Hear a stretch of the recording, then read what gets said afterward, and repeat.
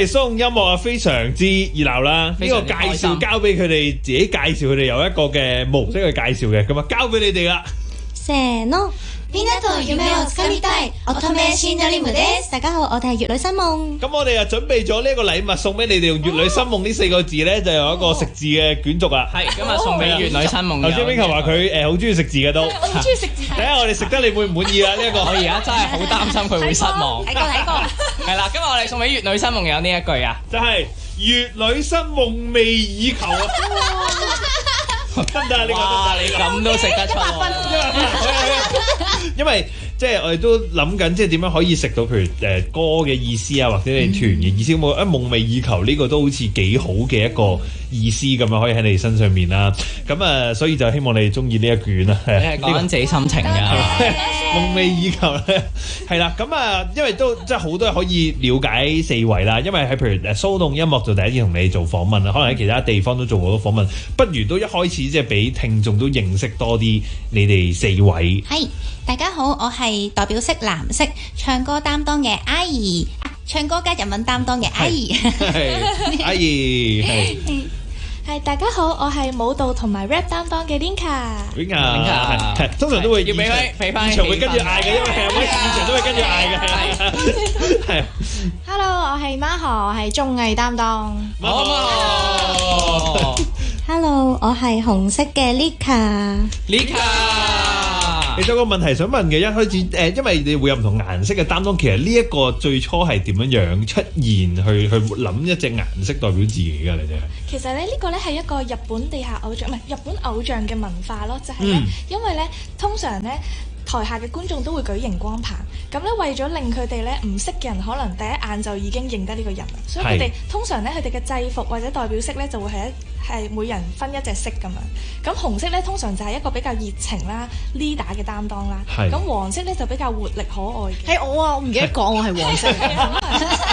即刻衝翻出嚟，咁我咧就係紫色擔當，紫色擔當咧通常都係優雅美麗咁樣，咁藍色擔當通常都係沉穩跟住溫柔咁樣。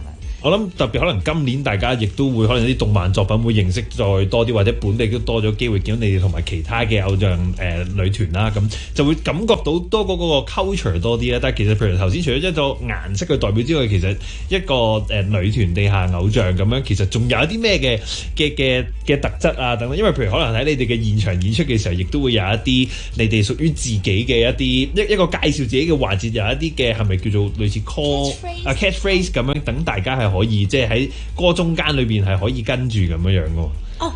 我哋咧如果自我介紹嘅話，我哋通常會有個 catchphrase， 咁嗰個 catchphrase 就係我哋自己諗，跟住有我哋自己個人特色嘅，咁可以令到可能初次見面嘅觀眾咧都可以快速咁樣了解我哋啦。咁同埋咧我哋嘅表演咧其實唔係淨係台上面嘅表演嘅，台下邊咧嗰啲我哋叫做我哋嘅粉絲，我哋會叫佢做 water 啦。咁啲 water 佢哋都會嗌下 call 啊，可能嗰啲 call 咧會係回應翻我哋嘅歌詞啊。譬如我哋有首歌係 Koi no Majinai wo ai ni， 咁我哋可能唱到wo ai ni嘅時候，佢就會嗌一句我呢麼，即係我都係咁樣樣去回應翻我哋。咁其實係一個幾好玩嘅互動嚟嘅。如果話打 call 有動作嚟講啦，就係一啲叫 otta 嘅打藝嘅嘢啦，咁就其實有一套嘢嘅，係啦，係有得跟嘅，咁可以上網睇嘅。咁而另外咧，就每首歌其實有唔同嘅 call 嘅，就好似即係我哋啲 fans 會去諗，譬如話我哋呢首原創歌有啲咩位係啱 beat 嘅，而又啱音，即係可能啱嗰個音節咁樣樣，咁跟住就可以塞到去嘅，又可以同我哋互相呼應，就好似頭先講嗰個我愛你我都係咁樣樣，咁所以就大約會係咁樣。同埋佢哋有啲會叫做mix 啊，嗰啲 call 叫 mix 啦，3連 mix 啊，諸如此類嗰啲，佢哋其實有一抽毫無意義嘅，又唔係毫無意義嘅一串文字咁樣嗌出嚟去呼應翻你首歌嘅表現，但係唔係好老實，真係唔係話佢哋毫無意義啊。其實咧，我哋聽到係會獲得好多力量，係講緊嗰個字啫，因為嗰咩纖維啊，嚇個字係纖維，跟住纖維我就唔係好嘅。纖維、老虎、海女。哦，即係個意思係即係纖維㗎嘛？哦，係三個字個意思唔拉冷嘅，係但係個語感上就好似好有一個通啦。快馬 tiger 咁樣。係，因為如果變咗中文就纖維咁就好似就嗰件事就唔同咗咁樣。如果用中文嗌要用其他韻去壓咯，係押韻啦，其實係。因為同香港嘅表演比較唔同，就係即係我哋日本偶像嘅表演係台上台下加埋一齊先係一個完整嘅表演咯，所以佢哋都必須要做一啲嘢，所以咧就會諗好多嘢，比如話呢度可以塞啲咩啦，嗰度塞啲咩啦咁樣。係。同埋我覺得粉絲會諗呢啲嘢，主要係想令台上面嘅我哋都開心咁，即係我哋係一個互給點講好咧，互相互相鼓勵，相輔相成嘅。係。咁我想知道喺你哋嘅經驗裏邊，即係叫做呢個身份咁耐，睇住香港嘅樂迷啦，即係去感受或者去參與呢一種嘅演出嘅時候，你覺得其實而家可能去到啱啱2023年咁樣，其實嗰個風氣等等係有冇睇住有啲階段嘅轉變㗎？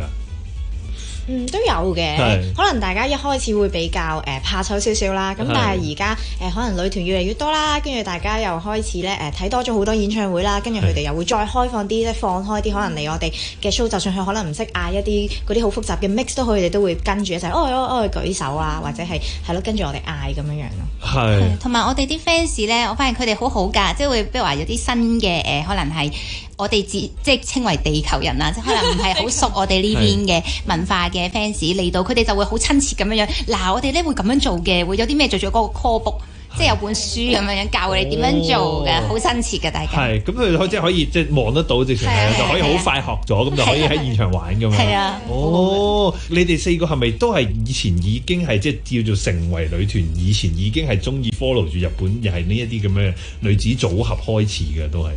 係啊，我哋大部分都係我同 Lika 咧，就係我哋一開始咧係跳 cover 先嘅。咁我哋其實好耐之前已經識㗎啦。咁我哋嗰陣時就跳 AKB 咁，跟住咁啱好就遇到有日本公司喺香港 audition， 係啦，所以我哋就成為咗隊友咁。阿何本身都有睇乃木坂。我就其實本身係夾 band 嘅，我就 band vocal 啦，係夾動漫歌嘅，日文嘅動漫歌。咁但係後尾就即係日文嘅動漫歌入邊有一啲都係疑似2.5次元女團嘅概念咁樣嘅歌啦。咁夾得多，梗係自己都會覺得幾得意喎，好似好熱血喎，好青春喎。咁跟住咁啱又有即係選拔咁樣，跟住然之後啲朋友就叫我你去試下啦。咁跟住試下跟住就入咗。咁但係其實成為即係女團呢一樣嘢係咪喺你哋由細到大，即係譬如有跳 cover 啊等等嗰啲嘅時候，都有幻想自己有一日係可以成為咗，即係一個夢想嚟嘅咧，真係。其實係啊，我咧曾經有一刻咧，覺得自己離個夢想好近嘅，就係咧之前咧我參加過 AKB 嘅才藝大賽啦，跟住贏咗冠軍，跟住咧嗰陣時係 AKB 最 hit 嘅嗰段時間，即係西九龍咧有個鋪位幾十部電視播住嗰陣時啦，跟住然之後咧係 AKB 嘅經理人嚟咗，跟住同我傾偈，跟住就話想我去日本嗰度表演，跟住然之後我心諗竟然有呢個機會，即係嗰陣時喺香港係完全零偶像，即係零日式偶像嘅，跟住嗰陣時就覺得好似係獲得咗一個機會啦，跟住即係嗰晚係興奮到瞓唔着啦，係咪可以加入啊咁樣？跟住原來我諗多咗啦，跟住就好快呢件事就不了了之咗。即係冇咗件事，即係佢嗰下好似即係平日得閒飲茶啦，得閒出嚟食飯啦嗰種，即係個禮貌係日本人嘅禮儀嚟嘅呢一下。但佢又真係有邀請我嘅，佢都有send 過封 email，即係叫我去度期過去日本演出，但係最後冇咗呢件事嘅，咁我就覺得好唔開心。咁然之後，直至到都過咗差唔多成年，跟住香港終於有 audition 啊，跟住就覺得自己一定要捉緊呢個機會。係即係好，即係嗰曾經好近咁，跟住又冇咗，咁就覺得個落差好大，好接受唔到啊嗰陣時。係，但係喺你身上邊嘅落差大，因為都有睇訪問，知道你仲有另一個身份，就係呢個粵劇。係啦，即係呢一個係又點樣樣嘅即係 background 咧？嗰個係其實因為咧。我係做咗偶像先至去學粵劇嘅，好多人都以為我係細個就學粵劇，跟住就變咗職業劇。其實唔係，我係做咗偶像先嘅。但因為咧做咗偶像嘅初期，發覺其實粵演出嘅機會又唔係真係好多啦，但我又真係好中意表演，同埋我係好多唔同藝術都好中意。咁咧粵劇佢有晒唱做念打，你可以有好多唔同方面嘅演出可以去學。咁所以我就去咗演藝學院嗰度學粵劇，咁係成為咗偶像之後嘅事。係。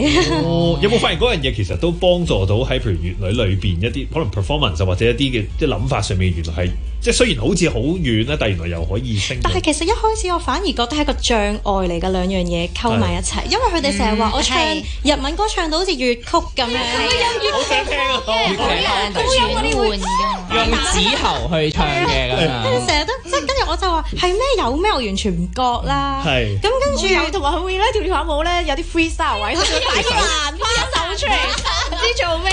但係佢哋唔講，我真係完全唔覺咯。其實但係我覺得咧有好好嘅地方就係，比如話我哋有啲係啦雜技環節啊，係啊，你比如話突然間打個翻咁樣樣，淨係得佢做到嘅啫，打個雜耍咁樣，我仲訓練咗媽河同我一齊打關鬥，雙人步伐嘅，我就成日做佢隻馬俾佢跳咁樣，輔助佢打翻，但係好開心嘅，好好玩嘅。咁啊，跟住去到媽河都知你之前有參加比賽喺直情喺日本嗰邊係啦，有好好嘅成績啦，係啦，即係嗰陣時係咪亦都係一個你都曾經覺得自己好近可以做到嘅時候咧？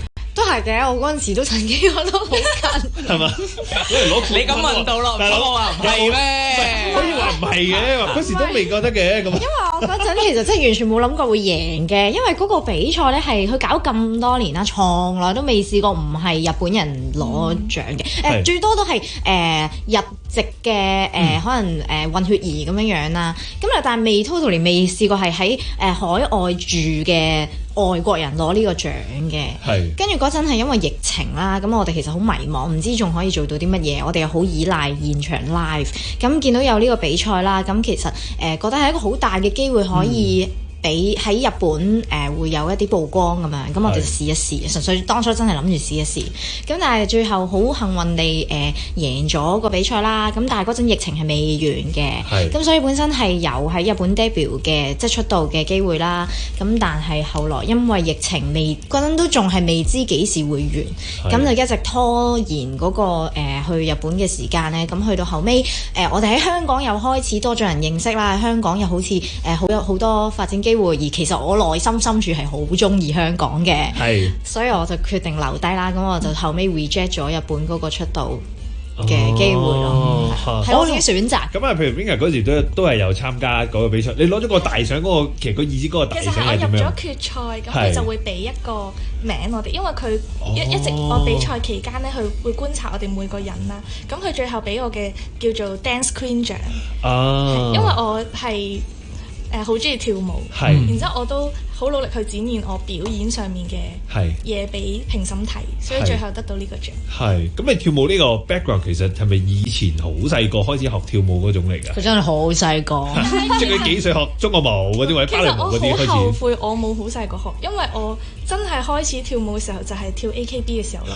雖然嗰陣時都係真係好細個，但係我覺得我早過你喎咁。我幼稚園跳中國舞，揈嗰個小手巾，我都係。我幼稚園啊，我揾過媽河去跳粵劇嘅舞。我幫佢跳過粵劇舞。刮張做你隻馬啦咁。佢話：你跳過中國舞嘛？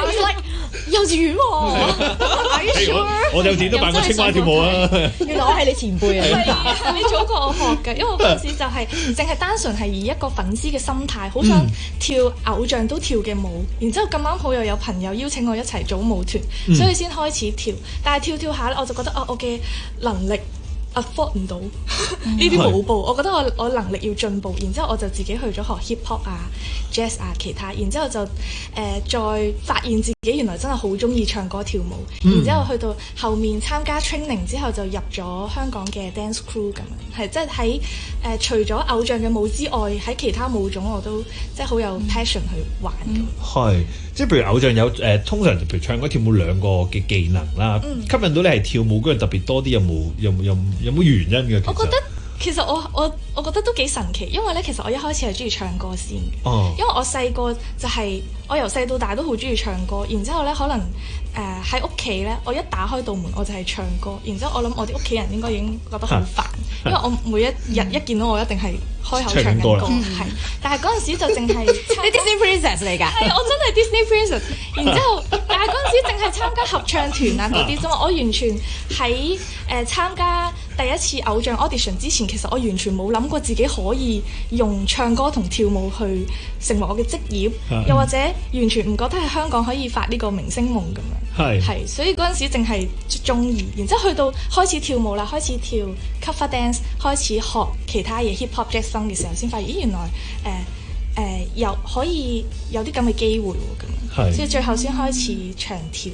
我想問你細個唱啲咩歌？係會唱啲咩嘢咧？喺屋企 Disney Princess，Disney Princess 咯，真嘅，真係㗎，All the World嗰啲。我覺得有個好神奇，我而家都記得嘅就係妹姐嘅 Why Tell Me Why。細個，因為我係咪因為我媽咪好中意咧？跟住嗰陣時媽咪係咁播，跟住我就開始識唱。係，同埋有得跳呢只。都係嘅，都係嘅，都會嘅。咁啊，阿怡就係由夾 band 開始先啦。咁你就係咪又係即係中意唱歌嗰種，或者睇過一啲 band 吸引到你，而一開始係反而夾 band 先咧？其實一開始因為我本身咧就係喺學校係非常之唔活躍嘅一群啦，跟住就有朋友邀請我話咁一齊去試下夾 band，跟住就先去試下嘅。其實完全唔知咩夾 band 咯，我唔知發生緊啲咩事，跟住我就去到，咦點解咁嘈嘅？然之後大家 win 咁樣，跟住後尾又覺得好似都幾好啊咁樣，咁跟住就其實就係唱歌開始先，就完全冇跳舞嘅，所以咧一嚟到我就係唔知。即係我以為喐下啲手腳就係跳舞㗎啦，係啦，所以咧都辛苦 Linka 真係瘋狂教咗我好多年，跟住而家終於叫正常翻少少咁樣，係咯，跟住同埋因為嗰陣已經有學日文嘅，係啦，咁所以就唱日文歌，之後後尾就覺得做 idol 都係唱日文歌，咁都可以試下喎，咁樣樣係咯，所以而家就又教埋日文咁樣樣。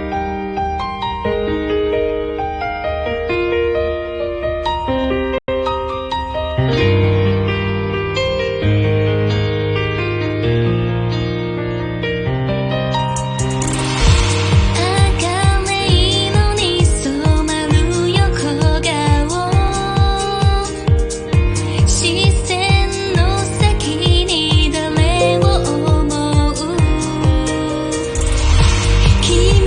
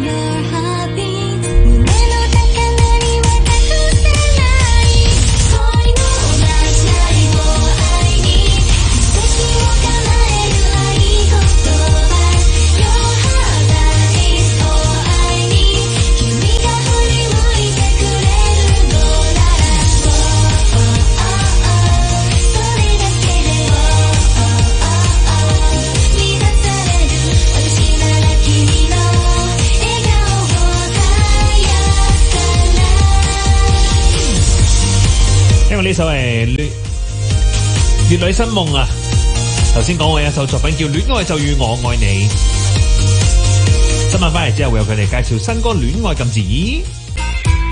今日騷動音樂繼續有粵女新夢嘅4位嘅，咁啊頭先啊阿怡就講到啦，之前有夾 band， 跟住而家亦都裝咗喺女團當中有多3位嘅 vocal 一齊唱歌啦。其實喺唱女團同埋唱 band 咧，分別係大唔大嘅咧？幾大嘅，因為喺 band 入邊做 band vocal 咧，其實基本上就係你要好去即係表現自己啊，係啊，你要好壓到場，就係你自己一個去壓場喎，係咯，因為淨係得你一把聲。但係而家我哋 idol 係我要同佢哋夾咯，唔係淨係顧自己，係啊，唔係我中意點唱就點唱，因為我自己個人其實有好多，因為其實佢係超級多技巧，但係咧，當我哋合唱嘅時候咧，我哋就會咦點解有個人突咗出嚟就係。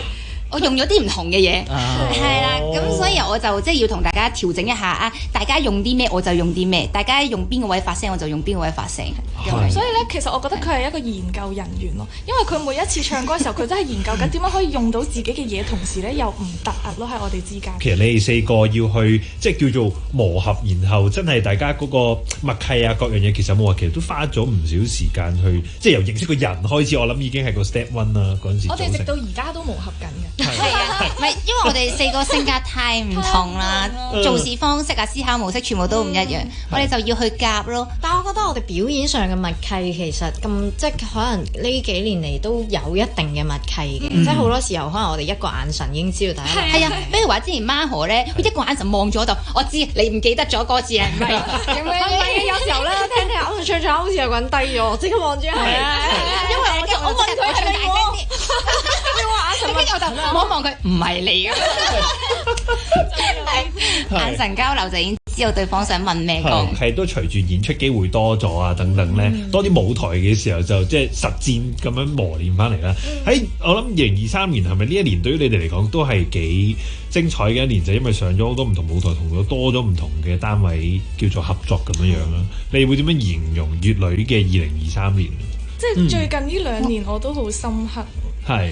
因為我會覺得，即係雖然我哋好努力啦，但係我從來都冇諗過，原來我哋嘅努力真係可以喺香港俾人見到，所以對我嚟講都算係一個奇蹟咯。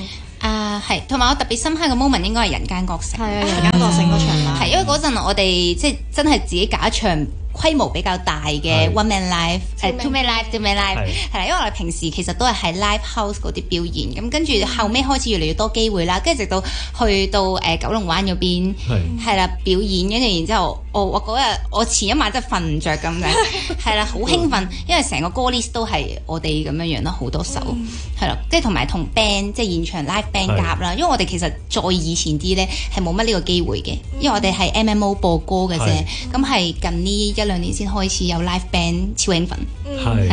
係咪個 energy 都好唔同？我諗 live band 俾到嗰樣嘢好好多，係做翻老本行嘛，夾 band 係啦，今次唔係1個人啊，係4個人啊，幾安心。同埋所有人都真係為咗睇我哋同埋 J 區嘅 collab 而嚟睇咯，所以我就覺得特別唔同咯。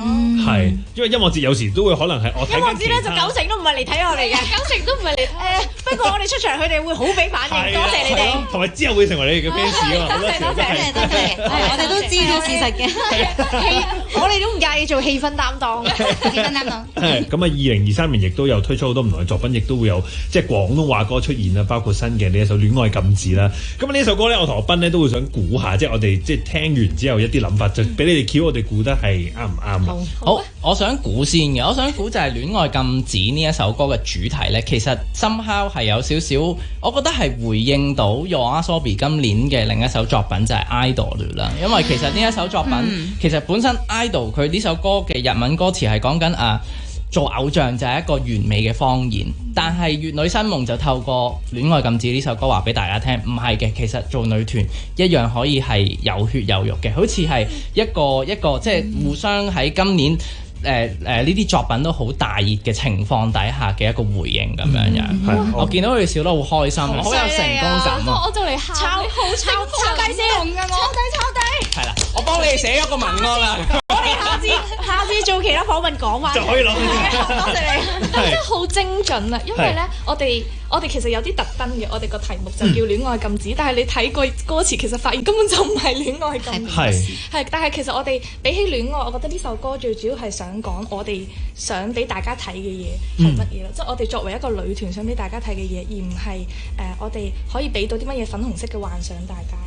所以呢個好精準，好聰明。係，其實同 idol 係就係相反，因為 idol 係佢用方言去包裝一個偶像，我哋係就係唔想用方言，想呈現最真實嘅自己。咁嗰時呢一首歌有冇話係大概幾時開始，即係開始呢個創作嘅階段，同埋你哋都會去諗究竟個主題講啲咩嘅時候有呢個出現呢？哇！大概記唔記得？暑假嗰陣開始俾 idea 嘅，暑假嘅時候，因為咧其實我哋未唱過。即係關於戀愛嘅歌，係啊！我哋從來都未唱過關於戀愛。關於《Martin 和 Annie》係咪？關於《Martin 和 Annie》都算係嘅，都算係嘅。咁其他歌都少啲係。但係好以第三者嘅角度，即係我哋冇一首咁貼切、咁符合我哋內心嘅共鳴。因為呢首咧，其實個主題可以話即係作為係偶像嚟講啊，都一個幾下步行得幾係啦，行得幾前嘅，係啦，都有少少。可能咧，如果比如話譯翻做日文啦，俾日本 idol 聽到個咁樣嘅 feel 咯，會係我哋講咗一個大家禁忌嘅話，係啦，有啲禁忌，大家內心可能都係咁諗，但係冇人會咁樣講，係唔敢咁講。記得我哋一開始 brainstorm 嘅時候，我哋四個人係超級唔一樣。係啊，我想知有諗過啲咩咧咁。我記得咧，當時 Maho 嗰個咧有啲 surprise 到我嘅係，因為佢平時係一個好瀟灑、好灑脱嘅人，但係佢個 brainstorm 超級少女心啦。我都嚇親。佢個歌詞係粉紅色嘅，跟住我就我以為完全另外一個方向添咁。唔知有啲咩獨角獸嘅出現咗啊，跟住心靈啊少女嘅感覺咁樣啦。但係我咧就係我而家就係要話俾你知我係點嘅人，即係我就係勁 rapper 咁樣啦。跟住即係完全大家完全，我係類似一篇社評咁樣嘅，好似社評咁緊要。中學生應否談戀愛？然之後阿姨我記得係超級即係好傷感咁樣寫書評文，寫書籍啦，寫情文咁。好唔同啊！你四個真係。我係韓劇咯，我係韓劇。所以我哋真係四個超級唔同，所以我覺得咧一丁真係好勁，將我哋四個想表達嘅嘢都概括咗喺呢個歌詞入邊。一丁一次過就接觸晒以前中學嗰幾種文章。係啊，嗰啲議論文啊、抒情啊，咁喺即係歌詞方面咁。即係整合咗之後，咁因為都除咗一丁之後 Rinka 都有份去填詞咁樣。我都發現呢一首歌好似少有地就係即係中日擺埋，因為之前一係就中文版，一係就日文，但係中日呢個好似係少有地放喺你嗰度，係咪就係一個 format 上面想試下其實可唔可以咁樣樣咧？呢首歌度係我哋想試下玩，因為其實喺香港比較少有中日去混合啦，而且我哋嗰個日文嘅個 percentage 其實都幾高下，都算想試一試呢一個 format， 睇下會有啲乜嘢碰撞啊。係。咁所以如果要寫呢個中日混合嘅歌詞上面，其實嗰陣時嗰個程序上同一丁啊，其實係點樣樣去 work 嘅咧？其實係一開始係中文出嚟先嘅，然之後咧一丁就話有啲地方咧想要日文詞，咁我就諗咗好多個組合俾佢啦，咁最後咧係由佢幫我整理咁，我就諗咗好多即係因為咧一丁話想要大家都可以試下跟住唱嘅日文詞，所以咧去到後面我就諗咗好多咧日文嘅擬聲詞或者形容詞，就係例如ワクワクしてドキドキする，就係ワクワク就係好興奮啦。如果大家有睇 Spy Family，佢成日都ワクワクワクワク就係好興奮啦。咁Doki Doki就係心動咁樣，就想加多少少簡單啲嘅日文咧，令大家都可以識唱或者有聽我哋歌又可以學到日文嘅。哇，好有教育意義啊！我有個位想知啊，因為呢個我覺得即係嗰個差唔多最尾即係譯做就拍翅膀 fly butterfly 啦，但係佢好似有一種食字嘅 butterfly， 我想知呢個係真啦定係作為一個中意食字嘅 Rinka。你好犀利啊，波成！係啊，因為我就覺得呢個即係又好似好靚，因為 butterfly，跟住我覺得呢個食字係好勁嘅一個食字。哇，多謝！竟然有人識欣賞我嘅食，佢嘅食字係超越咗你嘅，同我啲咩夢寐以求啊，走開啦！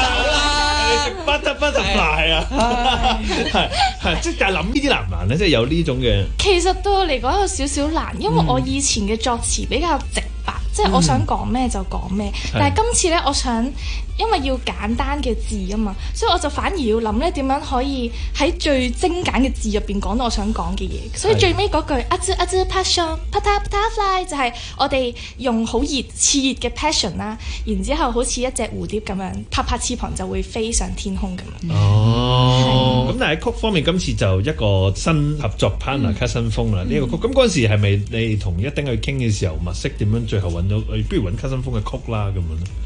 其實係一丁有一個 idea 之後，佢決定去揾卡新風。咁嗰陣卡新風係俾咗2隻 demo，佢覺得適合我哋嘅。咁我哋就一齊揀咗而家呢一隻 demo，跟住再去 modify。我記得第一次聽嗰個 demo 嘅時候，佢個感覺係再少女 K-pop 少少，係 K-pop 少少，我覺得係 City Pop 少少，City Pop 啲嗰種嘅。係跟住係啦，因為咧跟住之後咧又加入咗呢個 Jason 區嘅吉他，又令佢再 rock 咗咁樣咯，就好似而家呢個 version 咁。去到錄音方面啊，今次中日撈埋一齊啦，即係叫做之前少啲嘅話，咁嗰個難度上面有冇高咗定？話其實都唔係想象中咁難。哇！我覺得人間覺醒難好多嘅。唔係，我覺得呢一首難過人間覺醒好多。係，做一講下先。我覺得人間覺醒難。真係㗎！我都覺得人間覺醒難啲。3比1。我錄呢首歌就錄咗35分鐘咋，真係我都係35分鐘，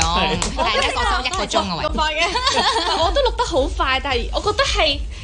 嗰個風格問題，可能因為人間覺醒，因為我本身個人比較rock 啲，即係人間覺醒我會舒服好多。但係咧呢一隻咧，我比起我就咁爆發出嚟咧，我要諗好多嘢咯，即係我唔可以太過放，即係要有少少收放自如，係啦，要加少少少女心咁樣。都係嘅，都係嘅。係同埋今次嘅中文咬字對我嚟講都挑戰多啲。我其實可能都有少少就係因為。其實我好少唱廣東話歌，跟住我咬字本身都非常之大件事嘅。咁跟住人間覺醒嘅時候咧，仲要咁密啦啲事，所以嗰陣都搞咗好耐啦，苦戰咗好耐。跟住我想講咧，我最棘就係夢想，嗰成夢想，唔知點解佢係夢想，係呢個咁樣鬼妹嗰啲相嗰啲，棘咗好耐。日本人嘅係啦，所以今次我會覺得簡單啲啲嘅，但係都其實搞咗好耐，因為我都係咁。send 俾一丁問我呢個 O 唔 OK， 我呢個唔 OK 啊咁樣。同埋呢首歌咧，我哋每人 solo 嘅部分係多啲，即係冇咁多合唱嘅部分啦。咁錄音嘅時候就快好多啦，淨係最後嗰段我哋先有合唱。係，我想知其實譬如唱日文同埋唱廣東話咧，其實會唔會喺自然發音上面各樣嘅聲線其實已經都好似唔同？哇！會啊！我一唱廣東話就好想唱粵曲。唔係我冇計啦，你冇計啦，職業病。我一唱廣東話，我把聲就勁惡咯。一定話你可唔可以跳翻少少啊？因為你做咗平時啊。哇！跟住我唱嗰個日文歌詞，唔係我唔係呢個，我係 kira medo hua next。不如你跟住我嘅廣東話係咁樣咯，用日文講嘢啦，同我哋。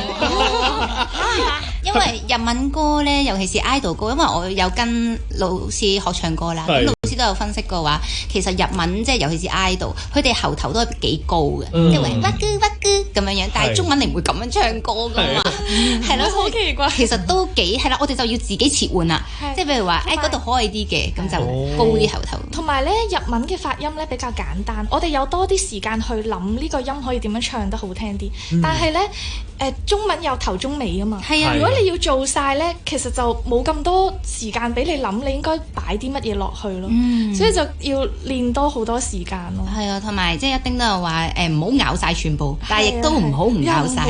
跟住我就好難 get 啊！我唔記得而家廣東話真係廣東話歌係我哋嘅一個難題嚟。係真係，因為 Ika 咧就真係要咬晒嘅，平時佢係咯，佢就係一個極端咯。因為粵劇就係要咬晒頭中尾啦，但係咧我哋今次咧就係要咬一半，咬一半。咁你係咪我舉用艱難去咬一個字，又唔可以咬晒，即係可以講完成個字。